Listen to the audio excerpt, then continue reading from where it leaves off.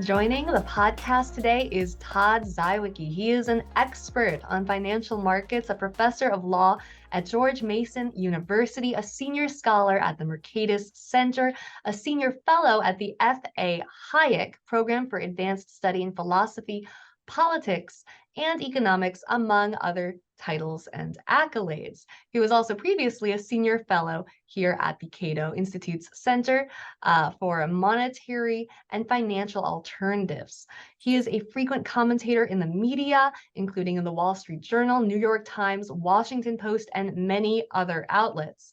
And he joins the podcast today to discuss the importance of financial markets to innovation and prosperity, the trends toward ESG, and the potential threat that government-imposed ESG mandates pose to progress. Todd, how are you? I'm doing great, Chelsea. Great to be with you. So let's start with the big picture. What exactly is ESG? We've all heard the term at this point, but what's it trying to achieve and where did it come from? Great question to start off with. ESG stands for, it's an acronym that everybody knows about now, but often forgets what it stands for: environmental social governance. And the idea here is to kind of do good for the world, and the role of corporations in particular in pursuing these so-called environmental, social, and governance goals, rather than just focusing on financial returns. To the extent that ESG is aligned with good business practice, for example, it's completely uncontroversial. Corporations have done it forever.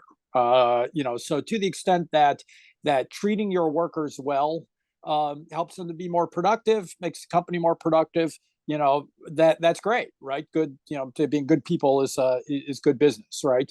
Conserving energy to the extent that saves money and makes a corporation more profitable, that's completely unobjectionable, right? So in some sense, corporations have been pursuing ESG type goals for a very long time, and just by treating their workers well, being good people in their community, having responsible social, corporate governance practices that don't promote fraud and the like. This has been around forever. Where this has become a flashpoint over the last decade or two is the potential for those goals to come into conflict, where corporations or arguably corporate managers, and not the corporations themselves, are pursuing goals other than goals that can pretty directly be mapped onto increasing the value of the company, increasing the returns for shareholders. And so that's where we're getting all these fights right now as ESG has emerged.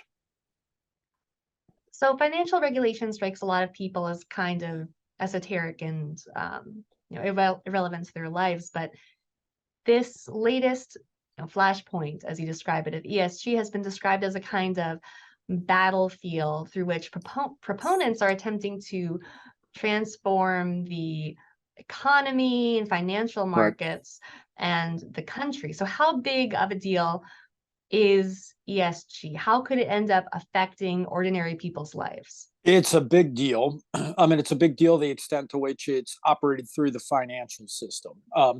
And it's precisely because you said the financial system, the operation of the financial system is opaque to most people, right? You could see a company that provides you goods and services, whether they're, shampoo and shoes, or whether it's something more controversial like firearms, right? You can deal with those companies directly. What you don't see is what lies behind that, which is the entire financial system that supports that. So, for example, in order to be able to receive payments, to receive checks and the like, a company must have a bank account. In order to get access to the payment processing system in the United States, you have to have a bank account. So, if, for example, banks won't give a firearm companies, a gun company, a bank account, then they effectively cannot do business, right? And that is essentially right now a decision that's completely unreviewable. If banks just decide we don't want to give people a bank account, or if the government leans on them, right? Or payday lending, or all these different completely legal activities that can either be blocked by by what they do with the financial system, or just made more difficult. And so, some viewers and listeners will recall President Biden's initial nominee to be the head of the Office of Control of the Currency, Saleh Amarova, at one point had said that she would plan to bankrupt the fossil fuels industry in the United States. Now, how would they do that? Well, what they can do, and what they're probably doing already, is the financial regulatory bodies can just say, well, you have to, that those are riskier investments. And so as a result, if a bank makes a loan to a fossil fuel company, then they have to hold back greater capital reserves. It'll be more expensive to lend to one of those companies than it would be to, say, a company that invests in green energy, right? And so through this lever of the financial system and the ability to direct capital throughout the entire economy, whether it's through banks, whether it's through BlackRock and what they're doing with respect to stocks and that sort of thing, you can systematically advantage some industries and companies and disadvantage others. And so that's the way in which this very opaque process ends up affecting each of us every day, in the amount we pay for gas, the amount we pay for energy, the amount we pay for food, you name it. Somewhere in there that is all there. Right. So the effects could be very far reaching. Could you describe the importance of financial markets to prosperity and innovation, and give our listeners a sense of what is at stake? Yeah, financial markets are sort of the infrastructure of the economy. So it's easy to see, for example, the way a road is, when we talk about infrastructure, when we talk about these infrastructure bills, we talk about things like roads and airports and, electricity and stuff like that. But to some extent, the financial system is also a system of infrastructure. And it's because it's where businesses and individuals get the fuel to be able to operate, to be able to drive the economy. Ayn Rand once famously said, money is a form of frozen energy, right? And when unthawed, it explodes, right? And that's the idea, is finance is a form of frozen energy, which is you tap into it so that you can start a company, build a factory, buy capital equipment, pay your employees, right? To do all these sorts of things. And so in that sense, having a well-functioning financial system is essential to economic growth. And sitting behind that is things like the rule of law, contracts, right? Those are the things that are necessary for this to happen. And so countries, it's pretty well established now empirically, the countries that have underdeveloped rule of law, don't enforce contracts very well, and the like, end up also being less developed in their financial markets, which leads to being less developed economically because of the role of financial markets in providing investment capital to expand the economy, but also resilience in the event if things go awry, so that the economy doesn't basically get shut down if there's a downturn in the economy or some unexpected crisis, like we've seen 3 times in the past 20 years with 9/11, the financial crisis, and the COVID crisis. So obviously people should have the freedom to put their money toward whatever they want, but some proponents of ESG are pushing for government mandates, various mandated disclosures. Could you talk about some of those regulations? What are the proposals being put forward? Yeah, and so we can sort of think about ESG initiatives as sitting in 2 different buckets that raise 2 different issues. One would be private ESG actions, and the debate there is a little bit different. And a lot of people say, well, it's just private activity, that sort of thing. But it's not exactly clear, right?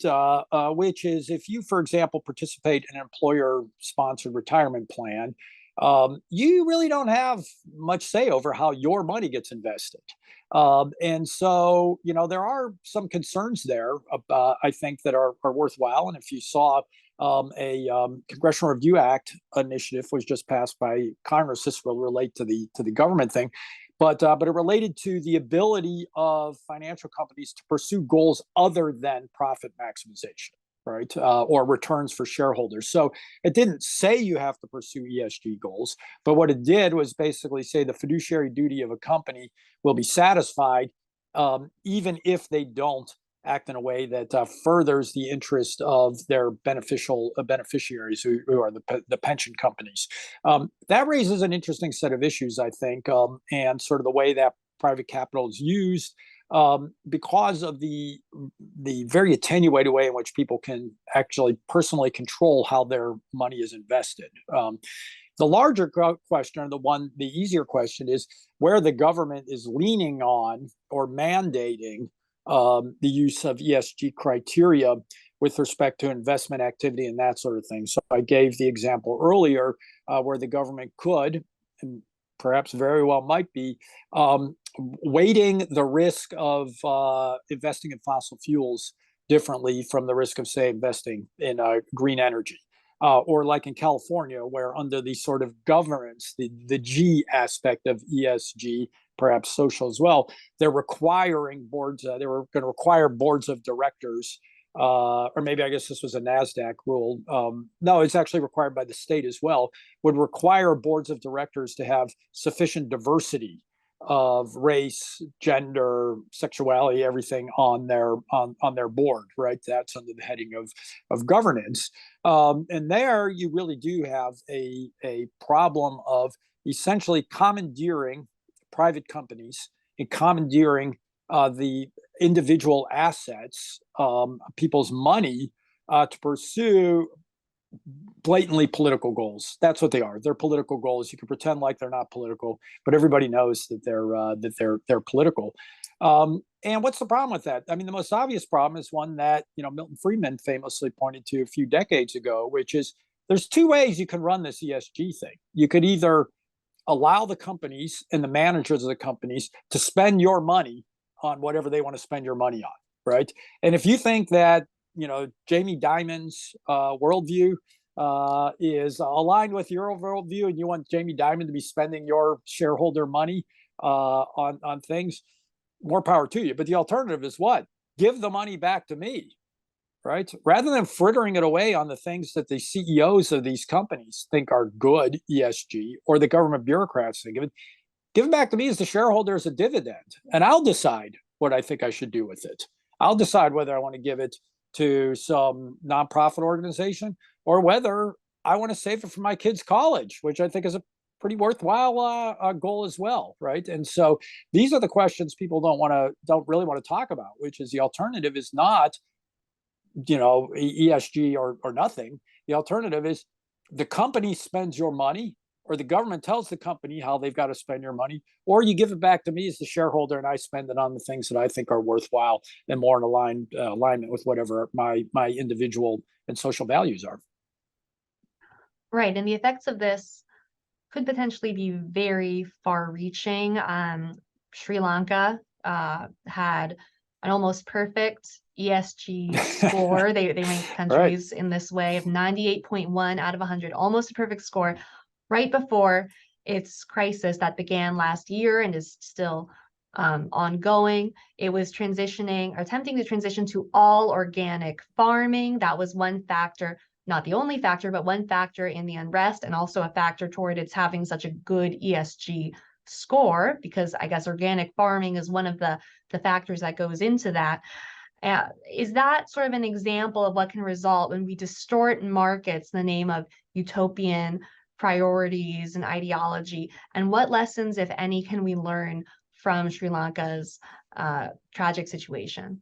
That's such a sad story, and it shows exactly what the problem is. And I will add, for those of us who my generation will remember the great Enron fiasco, the great Enron meltdown.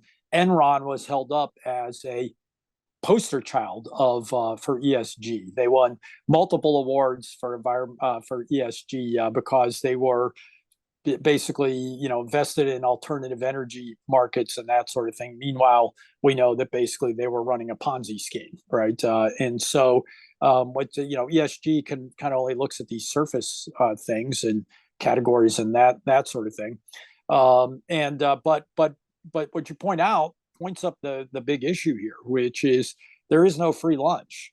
That some way or another, either everybody individually, their choices matter in the way they spend their money and they choose to live their lives, or somebody's going to coerce them or effectively coerce them through tilting the balance to these incentive structure to do one thing or another. And I think it is completely valid, and I think it is hard to argue against the conclusion that what ESG represents, Sri Lanka being a good example, is elite preferences that discount the ordinary struggles of ordinary people around the world. That the leadership of Sri Lanka wanted the esteem of the so-called global community, call them the Davos crowd, if that's a shorthand for it, that they wanted to get a pat on the back for doing all this sort of thing. And who was suffering? It was the ordinary person on the street. When you drive up the cost of energy, who suffers? Well, it's not the guy who it's the guy who has to commute an hour to work because that's all he can afford to live in the suburbs. He's having to pay $6 a gallon for gas, for example. Energy usage, for example, is what we call in economics inelastic, which is that you can only set your thermostat so low in the winter and so high in the summer, and so poor people are going to end up paying a higher percentage of their income to meet these requirements on energy and the other environmental goals and that sort of thing. And that's just in the United States, right? A working class person who's trying to make ends meet, who has to pay more for everything because elites think these goals are more important than their ability to live comfortably. But think about the rest of the world, Chelsea. I mean, talk about Sri Lanka, but there are millions of people in this world who still live in huts and burn animal dung, yak dung, for fuel, for indoor cooking fires. They're burning animal dung. And according to the World Health Organization, who isn't always the most reliable source we've learned, but according to the World Health Organization, this is one of the leading causes of childhood asthma and other diseases around the world, which is indoor cooking fires using animal dung, burning wood, all these sorts of things. And so when you drive up the cost, there's always a cost. There is no free lunch. When you drive up the cost of energy or make energy less reliable or pursue other goals and then impose them on other people, that has real consequences. And it has the worst consequences for the people who live on the economic margin, who can't then who have to pay more for everything, who can't get access to low cost energy in the like, and it's just really a tragedy. And personally, I think it's appalling that people justify this in the name of morality. That the moral thing to do is to do this, and I'm not necessarily saying it's inherently immoral. But I think it's a heck of a lot more complicated than simply beating yourself on the chest and saying, I'm concerned about the environment, when the people who are doing that aren't necessarily the one who are paying the price, and they're enforcing it on a lot of people who are living in poverty throughout the world and, on the edge of poverty in the United States. Right. Profit seeking has kind of a bad rap, but the prosperity that's created from that is transformative to people's lives. And once you take into account something besides profit, these other goals, you're going to probably perform worse than if you are seeking profit, right? So how badly are these ESG funds performing relative to others? And if they are performing so badly, why are the inflows into them still so robust? We'd be expecting people to take their money out of these funds if they're performing badly. To what extent is this just ideologically driven, and to what extent is it actually government putting its thumb on the scale and pressuring people to put their money into these funds? Yeah, the ESG funds in general, the evidence is muddled on this, right? I think it's hard to draw a conclusion one way or the other. In general, once you adjust for the added cost of ESG funds, it seems like they generally underperform the market. The other thing we see is that they are much riskier. So when the market turns, they tend to suffer much larger negative returns, basically because they're not as diversified as a standard investment portfolio, right? And so it's more risk for probably no greater return on average, right? But if you take the risk times the expected risk times the return, they're effectively underperforming the market, and that was sort of what the point they were making in the Congressional Review Act thing that was passed yesterday by the Senate. But there's more problems beyond, and so what's going on? So partly it may be government. As I said, it's a combination of the government forcing it, but the government also using law to attenuate the traditional fiduciary duties of investment managers and corporate leaders. And one of the things we see that's quite striking, we see a couple of things, which is, this is an article I wrote with Sanjay Bhagat, who's one of the leading finance professors on this, published an article in The Hill where we talked about, the thousands of studies have been done on this. What you find is that companies that invest in ESG do not outperform companies that do not. What you also find is that if a company makes a higher return than other companies, they are more likely to then invest in ESG, which suggests what? That the ESG is not actually making the company more profitable, but we argue what that suggests is it's a so-called agency cost for the manager, which is that if the company happens to make more money, the manager basically can throw it away on whatever he wants, which is maybe he gets a nicer private jet, maybe he gets a nicer office, or maybe he starts doing ESG things that give him esteem in the media, because they get a lot of esteem in the media when they do this. So it's not clear. It's pretty clear it doesn't really increase returns, but that it does seem to increase so-called agency costs for managers.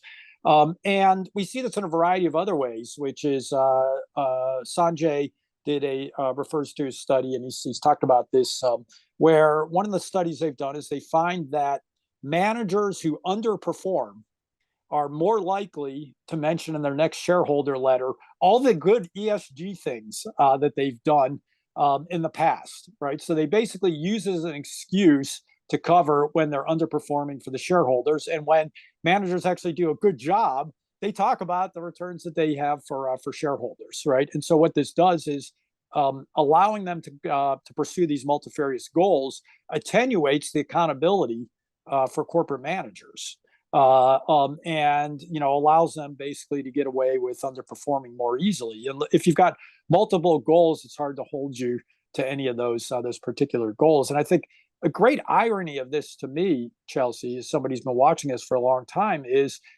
back in about a century ago, there was this famous book written by Burley and Meads about the corporation, where they talked about this problem of agency cost. And what they said was corporate managers were too often pursuing their own interests at the expense of shareholders.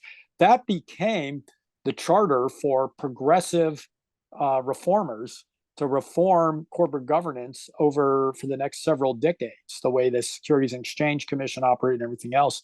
What I find so ironic right now and kind of bizarre is the progressives, the so-called people who are foes of corporations, are the ones now instigating and justifying and rationalizing, allowing the CEOs of big corporations to basically pursue their own goals, to spend shareholder money on things that they deem to be good, which is, I think, kind of a wacky sort of thing, but points up a final aspect of this that I find very troubling, which is the anti-democratic nature of it. Which, as I said earlier, if a lot of the money is in retirement funds, and people don't get to vote on corporate policy with respect to the money that's in their retirement funds. You can't just take it out of your 401k and invest it somewhere else. Most people's money is essentially limited by what their employer offers them, what funds are allowed in that, and they don't really have much control over it.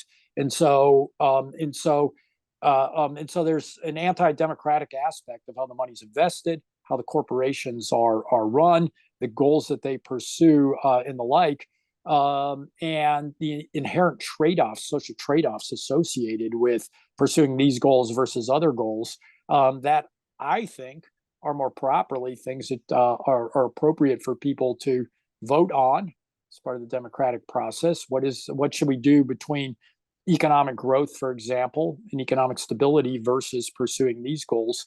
And I think we shouldn't delude ourselves into thinking that shareholders are democratic in the sense that so much of people's money is not under their control. If they've got a defined benefit pension plan, for example, or even under their 401k, they have a limited ability to control how their money is invested. Their companies basically give you the menu of options that you have. So, who decides the criteria for ESG? Are there clear criteria of what separates an ESG firm from another one? There is not, and this has given rise to this idea called greenwashing, where companies, you can call almost anything ESG, and it's an incoherent idea. So I'll give you an example, which is, say that there's a automobile company like General Motors or whatever, right? And they decide they're going to start making electric vehicles.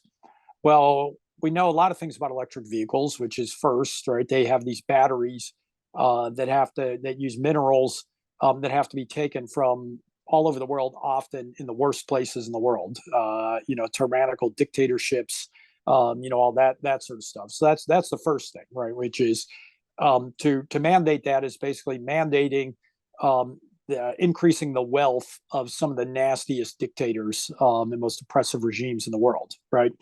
That seems like a relevant consideration here to take into account, for example. But even once and then you've got the fact that electric vehicles are very heavy, and then you've got to dispose of all these toxic materials in this and that sort of thing, right? Which isn't to say the alternative is great, but there's always trade-offs, right? But then say you decide you want to start making electric cars. How does this work for ESG? So electric cars, it turns out, are much easier to make than traditional cars and need a lot less labor. And so if ESG says you're supposed to pursue environmental goals and make electric cars, but also pursue labor goals and protect workers and protect their jobs, what do you do in a situation where do you continue to make old cars, which preserves jobs for workers, or do you make new cars that need a lot less labor to make, but pursue some green goal, right? And so in that sense, it's completely incoherent. And what you see when you start looking at these ratings systems, you referred to the one that Sri Lanka did earlier, is there isn't really any yardstick for it. And so what we see, again, in this article I wrote with Sanjay report, what we see is that that when ESG goals are voluntary, they don't, and this goes back to the point that there isn't a lot of obvious evidence that there's a big economic cost to that. Why? Because of this greenwashing phenomenon, which is you say you're pursuing ESG goals, and then you just choose the rating system that'll give you the stamp of approval. Where, however, it moves from being optional, where you can basically gerrymander your review system, to required, then we do start seeing substantial negative economic impact on a firm's profitability, return for shareholders, in that sort of thing. And so the subjectivity of what counts is ESG gives rise, I think, accurately and appropriate to this idea that there's an insincerity here about how they use it. And so the response would often be, well, then we've got to make it more binding. But then what we're going to see is the free lunch goes away completely at that point, and then we really get into the weeds when it actually starts to bite. Because then you're going to have clear standards, pick one, hold people to it, and that's going to be much more of a problem. And if you look at the SEC's proposed rulemaking on this, for example, it's pretty clear that what they want to do is push it in a direction that would be more mandatory and really probably would have some bite, at least as the rule was initially proposed. At least that's what it looks like to me. How widespread is the trend toward ESG in its current incarnation? How powerful is this trend? It's very powerful, and it's very powerful because it is a powerful political force. And a lot of this is just old-fashioned public choice economics. On one side, what you have are government regulators who want to increase their power and basically want to basically force companies to pursue their ideological agenda. I mean, again, I'll refer to Professor Amarova and her idea of using the financial system to bankrupt the fossil fuel industry, right? So, through the regulatory process. So you've got regulators who see this as an opportunity to increase their power and increase their influence in order to pursue their ideological goals. You see now the left and progressives who see this as a way of accomplishing through anti-democratic means and the regulatory state things that they can't get enacted through the democratic process, which is basically to force through an environmental social agenda that they could not force through if it were put up to the public. And then sort of and especially those are sort of elites, right, who are using their power to do this.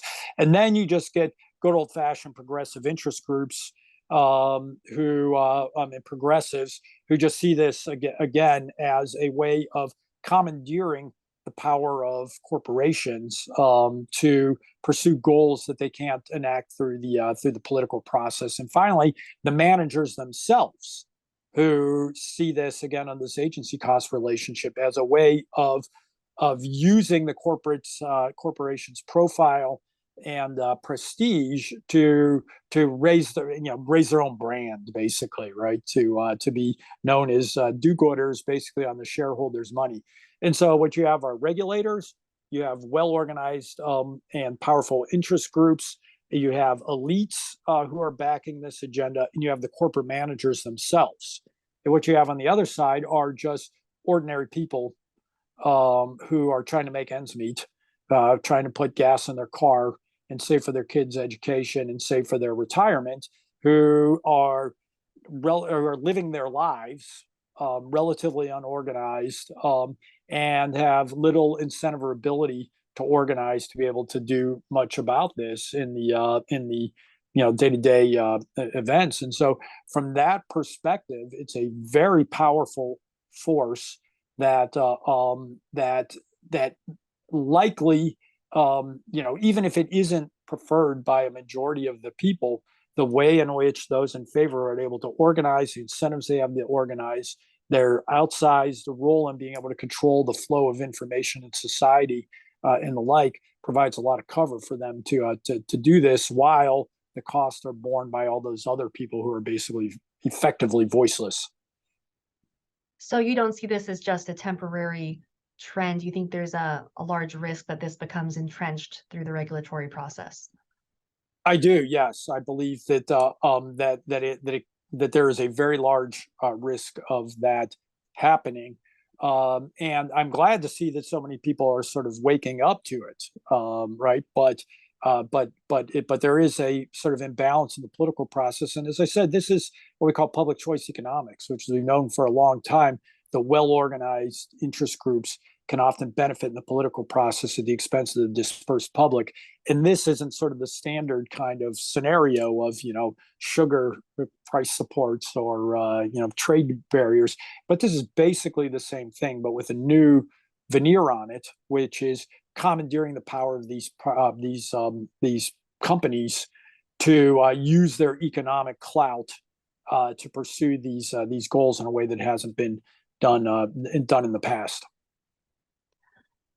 If ESG does become legally entrenched, what do you see as the ramifications for global development and global poverty? Yeah, it's certainly not going to help alleviate global poverty.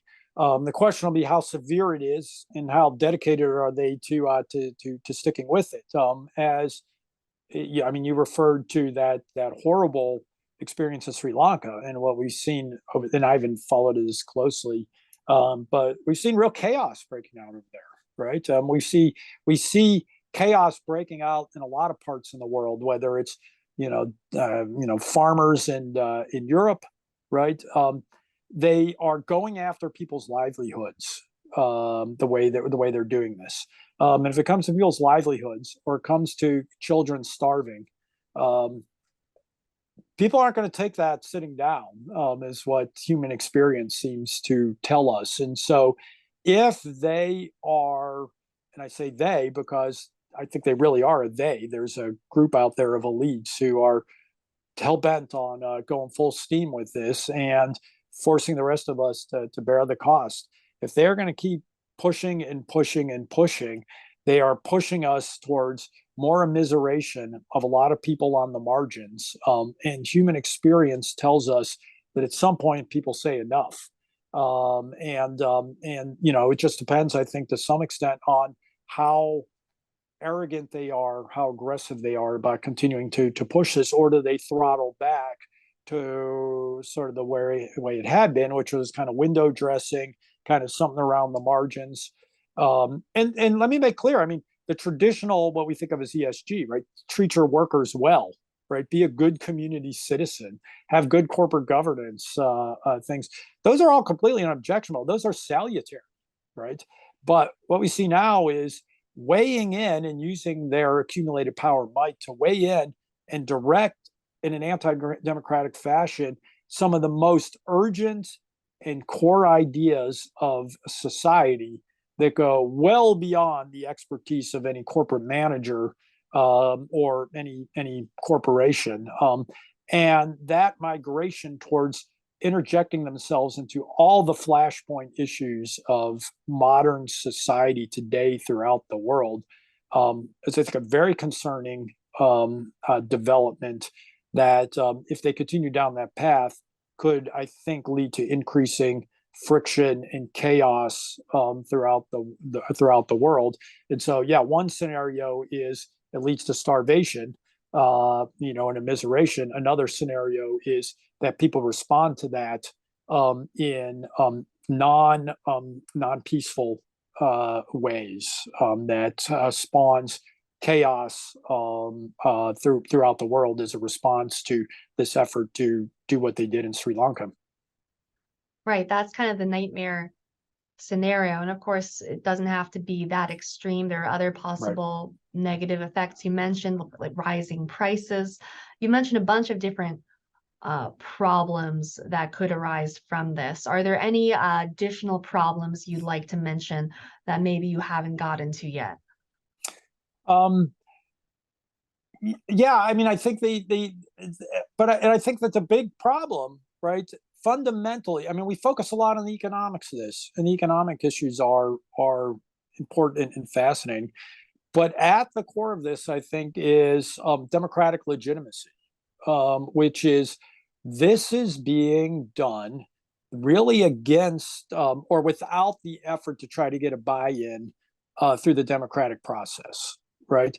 And we also have to appreciate that what's going on here is we're often frame this as an economic issue, and a lot of it is economics, but it's also a political issue, right? Which is to say that these have society-wide effects that go beyond just a particular firm.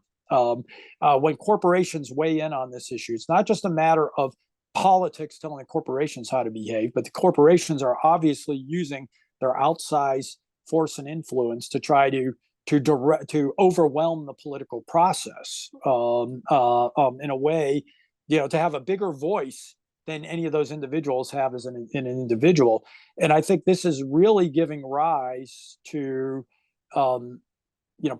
real questions of democratic legitimacy and really escalating public distrust in governance institutions, in political leadership, that spurs conspiracy theories, that spurs all kind of things when people are basically having their lives so dramatically, their standard of living, the democratic process being basically so overwhelmed by things that are completely out of their control.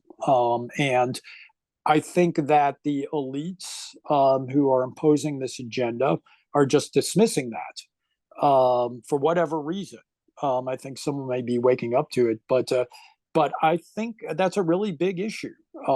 Is the threat that this is posing as it goes forward to democratic norms, to the rule of law, and to people's trust and faith in our governance institutions, when this is basically being done by end running the governance institutions, is a problem that I think people need to really wake up to. Right. So the idea behind some of these ESG regulations is to funnel money toward causes circumventing the democratic process by which taxpayer money would normally be funneled toward those Right. causes. And of course, there's the question of how people define things. Like you said, if this is voluntary and people can define ESG the way they want, it's not as much of an issue. But if there's a set, criteria, who sets those criteria? Right. Because people disagree on all of these things. Environmentalists disagree on the best way to promote clean energy. Some environmentalists are in favor of nuclear energy, some are not. So who Right. gets to decide what is ESG and what isn't? What is good for society and what isn't? It's taking those decisions out of the hands of individuals and making it less democratic, as you say. Is that correct? That's right, and I think the example of nuclear energy, Chelsea, is a brilliant one. It shows right on, right, which is the world is complex, and fundamentally the world is trade-offs. The world is trade-offs, right? As I said earlier, I don't know. People could have different opinions, but I don't think there's any absolute standard of value that says aggressively addressing climate change is absolutely 100% always more important than lifting people out of poverty, and giving people more educational opportunities and more economic opportunities. Not to mention the fact that what we know is wealthier societies are cleaner societies, right? So lifting societies out of poverty, so they're not burning animal fuel, that they're not going out and leveling the rainforests to be able to get wood to burn to keep themselves to keep their families comfortable, right? Organic farming it's great in some sense, but it's a lot less productive than traditional farming, which means you have fewer plants, fewer crops per acre, which means you have to clear more land. These are all questions of trade-offs, complex moral and economic trade-offs. And so to come down on one side of that and say this is the only moral way to do this, this is the clear way to do this, without thinking about those trade-offs, especially at the margin, I think is very problematic. I'm sure many of your viewers, sophisticated viewers and listeners, I'm sure they're familiar with the Copenhagen Consensus, Bjorn Lomborg's initiative, where they list, we've got crises all over the world today, right? All kind of things we wish we could do better, and there's inherent scarcity. So you've got to decide how you trade off those goals, and it's not clear to me that just because you happen to be running a company, for example, or just because you happen to be a regulator at the Federal Reserve, that you somehow know morally what goals are more important than I do, or you do, or any person listening to this interview has their own views about how to weigh those trade-offs. And I don't know the best way to do that, but I'm certain not the best way to do that is to just have some unelected bureaucrats deciding what they think is what is more important than something else. I think you raise a really interesting point there about some potential unintended consequences, because we know that prosperity is positively correlated with, at the country level, better environmental protection. We also know that prosperity and less poverty is associated with other social goals, better social equality for women, better gender equality, more Yep. tolerance often. Richer societies tend to be more tolerant. There are all sorts of positive things that come with rising prosperity. So if you slow down the economy, in the name of these other goals, it could be counterproductive. You could be, in fact, harming protection of the environment. You could be, in fact, diminishing the likelihood of reaching some of these social goals that ESG purports to promote. Is that correct? That's a risk? Economic growth is the best ESG program we've ever invented. Right?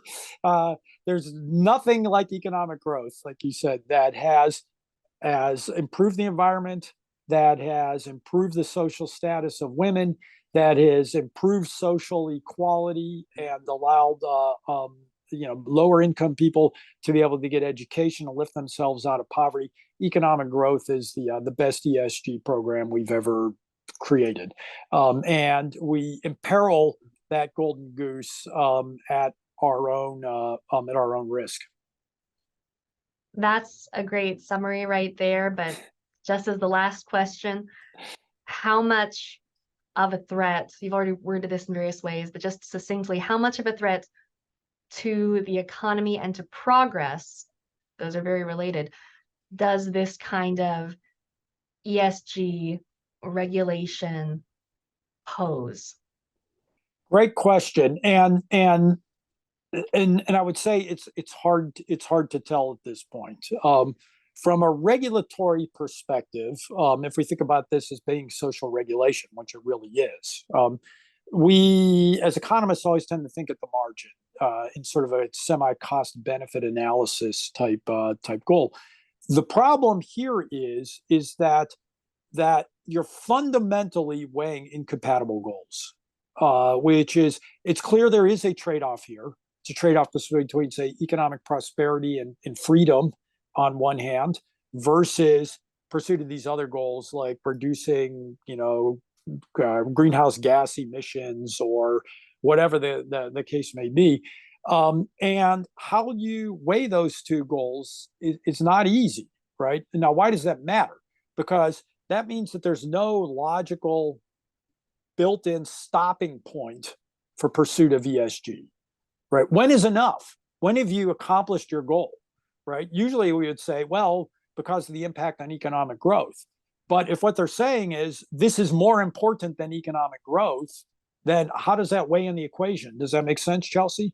And that so makes perfect sense. We've basically lost any rational way of thinking about, they've thrown overboard any rational way of weighing these trade-offs by saying these are existential crises that must be addressed at all costs.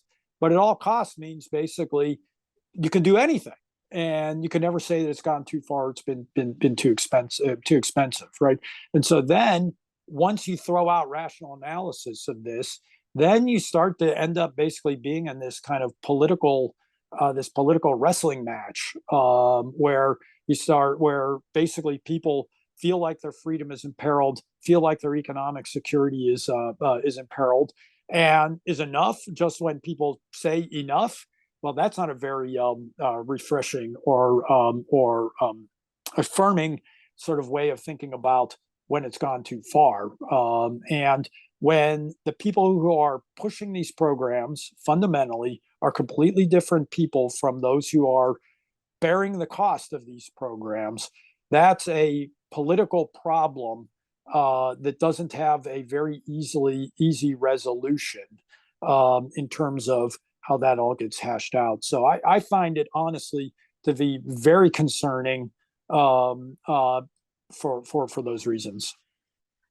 Right. The more you take decision making out of the hands of individuals and you put that decision making process into the hands of a small group of bureaucrats, the worse for everyone. Thank you so much for speaking with me, Todd. This is a very important and fascinating topic, and I learned a lot. Thank you, Chelsea. I've enjoyed speaking with you.